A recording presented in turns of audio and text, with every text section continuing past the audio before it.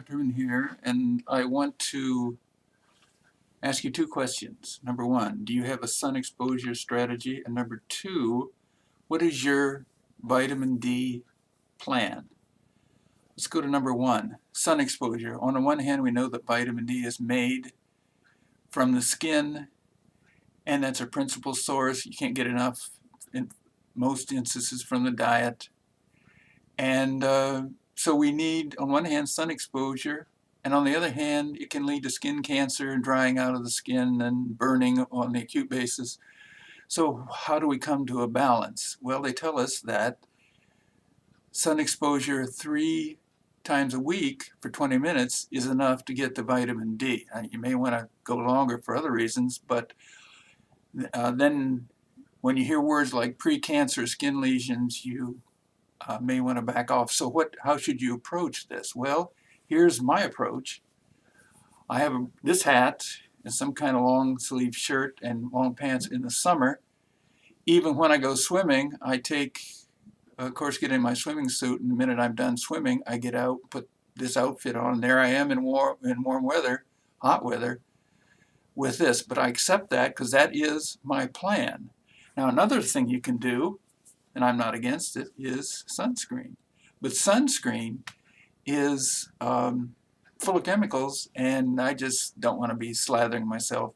And if it's 100% effective, then you don't get any sun exposure because you need those UV as in boy rays, and it's hard to get them in some places in the winter because, well, I'll get into that in a minute, but you need sun exposure because you're going to be out in the sun.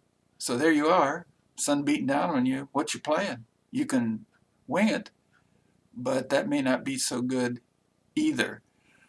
Now, the second part is, what about your vitamin D plan? When you make vitamin D is very helpful for over 100 processes in the body, and that sun exposure may not be enough. In fact, our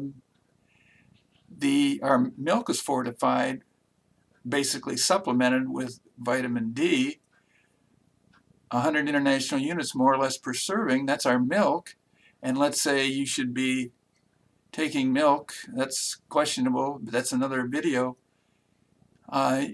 You don't get enough you can treat the rickets. The rickets are held at bay, but there are other problems that need higher doses of vitamin D. Okay, so like what? Well, we know that vitamin D can be helpful for in the adjunctive, that's additional treatment of intestinal colon cancer and breast cancer. You may have vitamin D in addition to chemotherapy. More specifically, the gut microbiome is helped. Gut diversity goes up with vitamin D, as does decreased gut permeability, or it makes the gut impermeable, which is a good thing. So vitamin D, and there are a lot of processes that need vitamin D. So what do? Well, you need vitamin D3. You don't need D2, so read your label. People, there is a blood test, 150 nanograms per milliliter is sort of what you aim for. That's what natives out in the forest have in their blood, and they're just hanging out there. But we know that, again, the blood may not contain vitamin D if you're in the winter months above the 37th parallel. There are weeks or even months where you can't get enough of the UVB. So you supplement, and I take 5,000 to 10,000 international units. That sounds like a big number. It's not really. It's safe. And that I expect to be my plan. That is my plan. So don't ever make any changes to your health regimen without first consulting your healthcare provider, because this information is just that. It's for informational purposes only.